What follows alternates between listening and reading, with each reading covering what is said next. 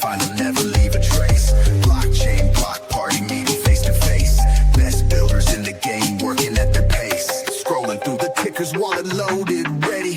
Diving in deep, keep the mindset steady. Welcome everybody to another edition of Late Night on Base. I'm your host, Bill the Bull, back at it once again for another banger episode. Stoked for this one. We got Alec from Ora Protocol. If you guys like AI, if you guys like that whole sector, oh man, you're in for a doozy because it's a fascinating sector. Alec, how you doing today, my friend?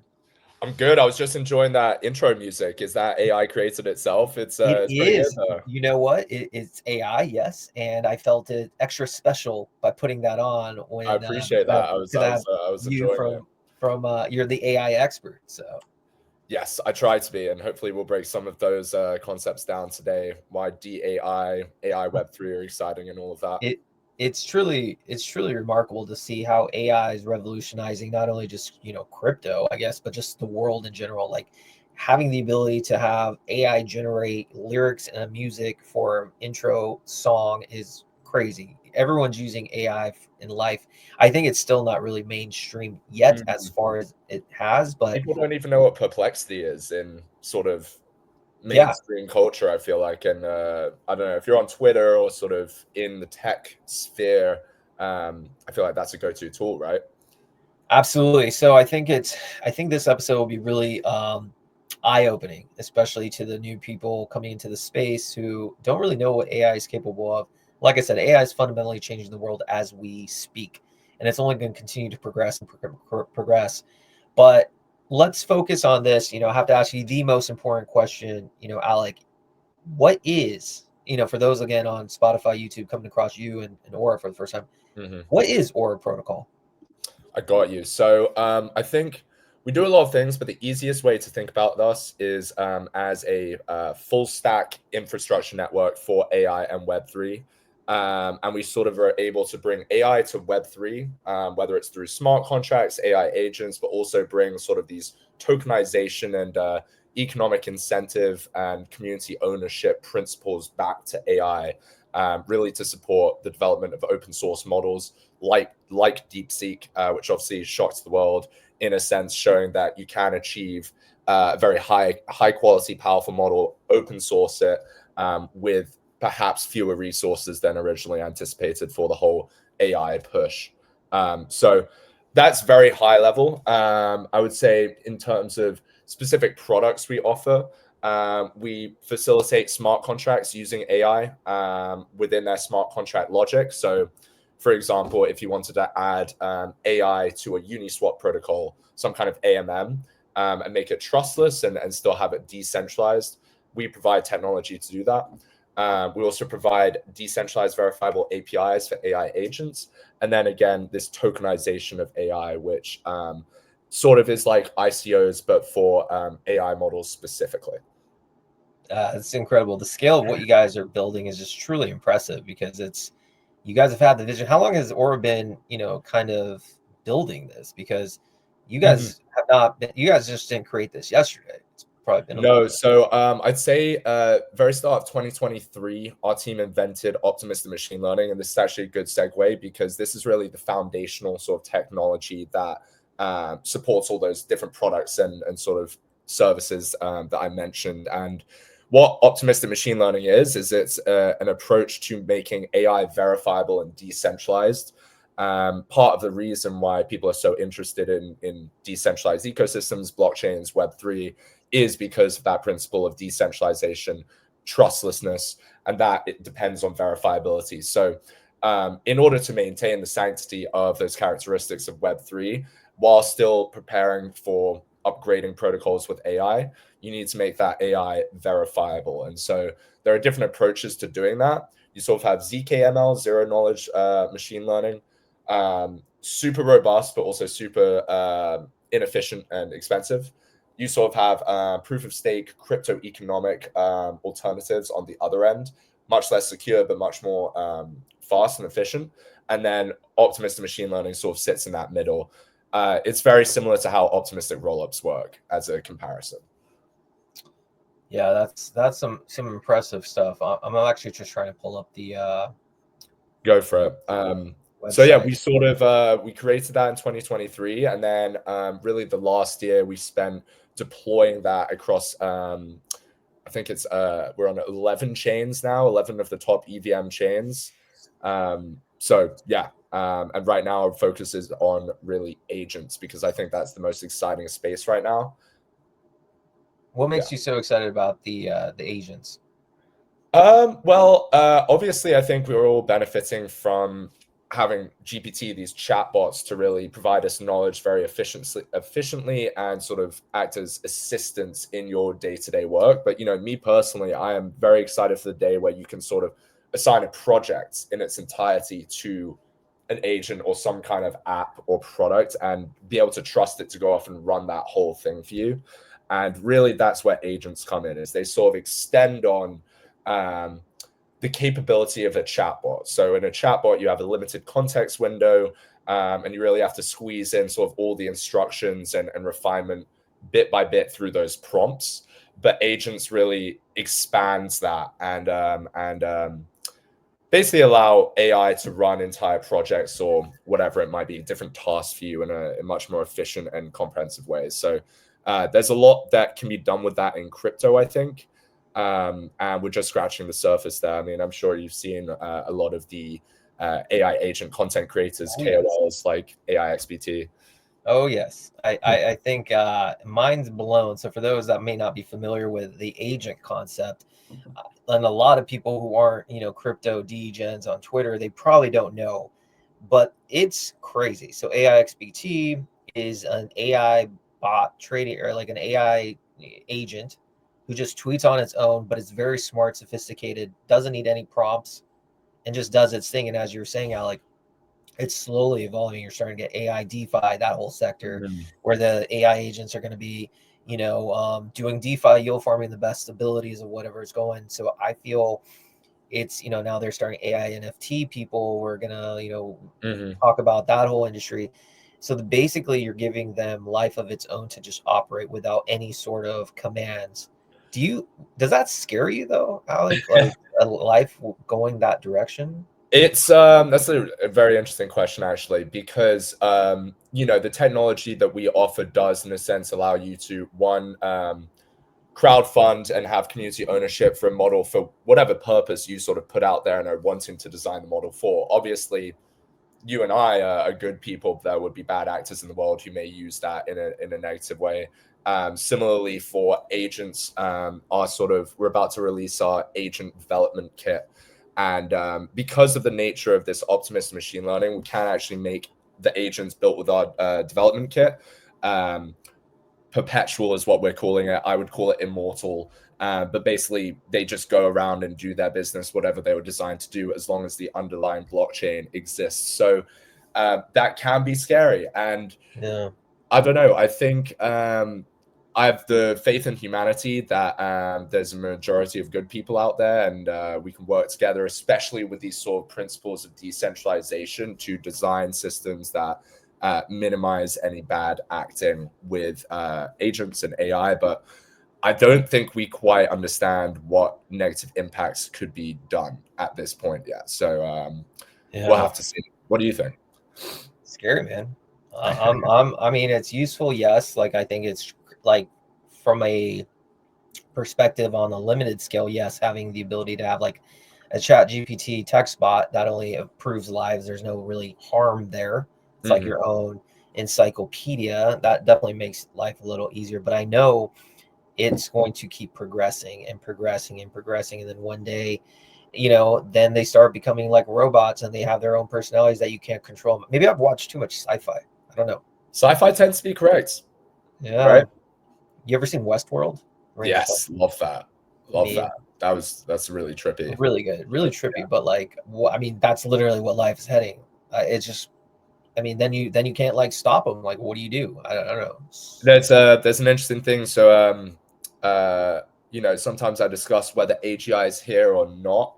And I was on an X Space the other week, and someone really was like, oh, it's not here at all. We can't even say that. But the Turing test has been the sort of de facto measurement for trying to understand whether AI is sort of conscious or human, not conscious, but human level intelligence and at that AGI stage. And over the development of AI, even over the last like 20 years, since it really started defeating chess grandmasters and that kind of thing, the goalposts keep getting moved. And, so I don't think we really have a clear cut sort of distinction of when we hit AGI. And then obviously after that would be super intelligence, superior to human intelligence. But I also don't think we really understand what we are building here. So that's Yeah. interesting. Would you consider, GPT that you interact with now general enough, right? Like to be considered artificial general intelligence? What do you think? I mean, that was literally the segue to this, because there's so many terms that are thrown around. There's like, most people, the normies, just think of ChatGPT as AI. They don't know whether it's AGI, ASI. We don't know the definition. Even myself, to be honest, to me, that's just Cadis, quote unquote, I'm talking to an AI helping me out. Now, I guess then let's circle to that. Can you explain, because again, for the normies coming in, Sure. the difference between, a ChatGPT bot, an AGI, and ASI, which is artificial super intelligence? Can you give a breakdown of the three? Just high level. I mean, I think, well, this is why it's difficult, right? Because what is AGI is basically artificial general intelligence, an AI model that can do anything a human could do. I suppose mentally and not physically, to the same level, to the same degree of quality. But that's very hard to define, right? Because I think we are extremely general. Our brains are extremely general, and so I suppose we won't know when an AI model reaches that point until we test all the sort of edge cases, right? Everything it possibly could do, and sort of end up measuring how that sort of weighs up to humans. That's why I think it's a bit more subjective. I mean, the AI models, we use large language models, right, which sort of interact with any form of data and can process the patterns through that. I mean, they can read images, text, video. They can output text, video, images. I mean, I think we're really seeing a lot of expansion towards AGI. So it's kind of hard to understand, but basically just human level intelligence of these models, I would say, is AGI. And then artificial super intelligence is more the conceptual break beyond that point. So what happens when we create a technology that is more intelligent than humans? And I've read a bunch of sort of conceptual AI books about what does it look like panning out into the future, sort of AI ethics and that sort of thing. And 10% of roughly 10% of AI researchers who have been studying and building this stuff for the last 60, 70 years believe that it will lead to the extinction of humanity. So that would be the super intelligence point where we no longer have that sort of superiority over it. So and if you think about it, humans are the dominant species on planet Earth because we are the smartest, right? And that's as well as social coordination. So what happens when we are no longer the smartest? I think that's an interesting thing to consider, and that's really the artificial super intelligence point. Just as a segue into, because I mentioned coordination, I think really this is why AI and Web3 are really interesting and fit really well together, because obviously with the development of traditional AI, which, I will not claim that Web3 AI is sort of really building out these powerful models themselves. The traditional AI space is really leading the charge on building out increasingly superior models. And then Web3 can come in and basically act as that coordination layer for resources and also distribution of those models to people across the world. So really sort of mutually beneficial relationship there. Ora, I would say last year we were working towards Ethereum and Ethereum's trustless AI, so being Ethereum's intelligence network. And we sort of completed that goal by deploying across a bunch of VMs, technology. Now we sort of refined our mission and are very interested in basically creating this coordinated network of agents and human actors to build out world intelligence. So that's our sort of coin term for a network that really connects thousands, millions of different agents models, human actors across the world, and just see what happens from that. Obviously, the coordination and the resource efficiency and the value there will be strong, but why we're interested in forming this sort of connected network is because in nature and in sort of understanding intelligence, um, a lot of sort of phenomena that are not limited to physical characteristics are emergent from the connections of those characteristics. So, the mind, consciousness, intelligence emerges from the connection of all the different synapses in your brain and the neurons, right? And so, what if we take a similar conceptual approach to AI and agents? What kind of coordination and power can emerge from that? So, that's really our new sort of experimental direction, which we're really looking to work with a lot of builders to build that out. You can tell like really easily that you're just super passionate about what you're doing with Ora, what AI means to you. I want to kind of get to know you, and I want the viewers to know a little bit about you. Like, what makes you so passionate about AI in general and driving you to work so hard that you do for Ora Protocol day in and day out? Sure. Thank you for asking that lovely question. Yeah, I mean, I would say fundamentally, I'm driven by wanting to use new technologies to enact positive good on the world for the world's peoples.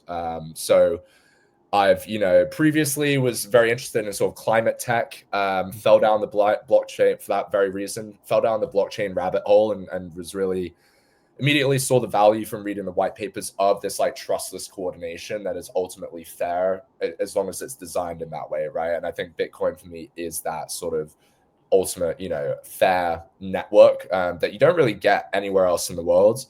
And obviously AI has come in, and I think again, I like to say this a lot, but it's pretty dystopian to me to have just 5 big tech companies leading the charge and sort of determining how AI will be developed, used, and distributed across the world.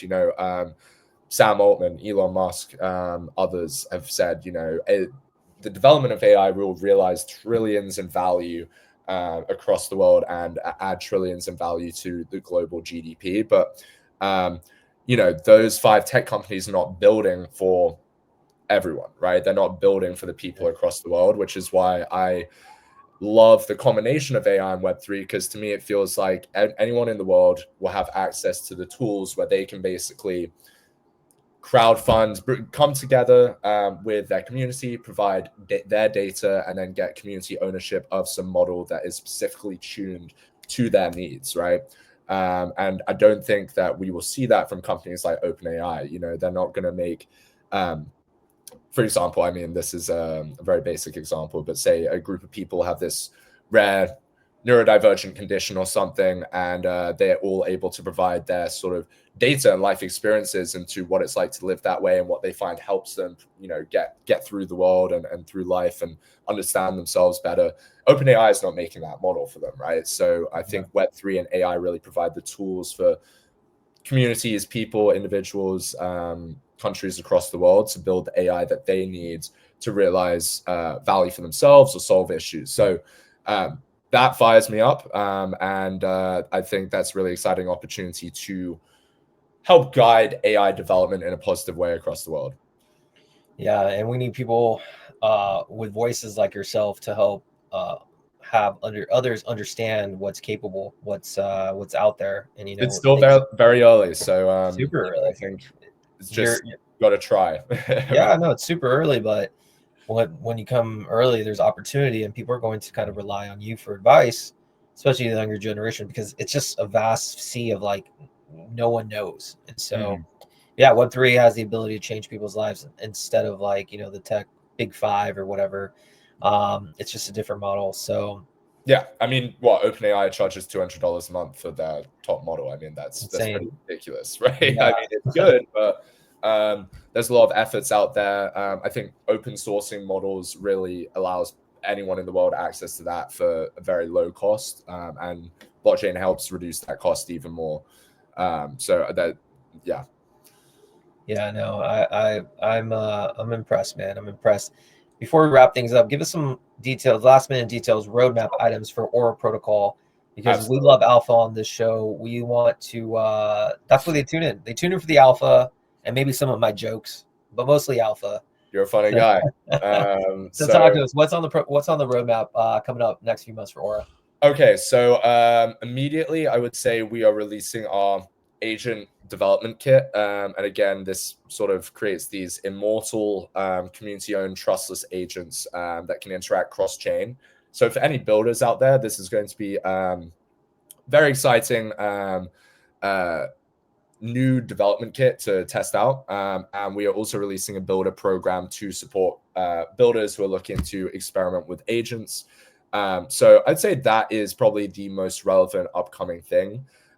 We want to work with developers, builders, we want to support people, and we want to help accelerate the sort of release of fresh experiments in AI and Web3. We'll also be at Denver. So for anyone watching, please do come and find us at Denver. We'll be next to the base booth in the main conference hall. I have some t-shirt swag, giving out some Aura, Aura currency, of course. And yeah, I think that's really it. If you are a builder and listening to this and you have an idea, or you already have a project, or already have a product or a demo, or just want to know where to start, feel free to reach out to me, and I'll help provide those resources. Incredible. Alec, thanks for coming on the podcast, man. It's been a pleasure. Thanks for having me. It's always a pleasure chatting with you guys. If you're on Spotify, head over to YouTube. On YouTube, we'll make sure to put Aura Protocols, information, their X. Actually, we'll put up Alex's information too. So you can, if you have any questions, please feel reach out to him. Obviously, you will see Late Night on Base's X information as well. If you haven't done so already, like and subscribe. It's free, helps you produce more banger episodes on the daily. Until next time, everyone, learn about AI. I'm telling you, it's changing the game as we know it. Take care, everyone.